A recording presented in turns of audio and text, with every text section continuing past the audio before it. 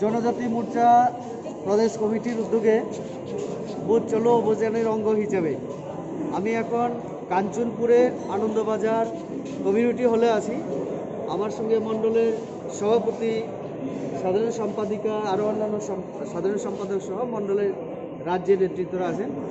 আজকে এখানে আমাদের একটা বুথে, যেটা আমাদের সিদ্ধান্ত মোতাবেক সভা হওয়া, সেই সভার শুরুতেই আজকে 7 পরিবারে 17 জন ভোটার বিভিন্ন রাজনৈতিক দল থেকে আমাদের ভারতীয় জনতা পার্টি বিজেপিতে যোগদান করেছেন।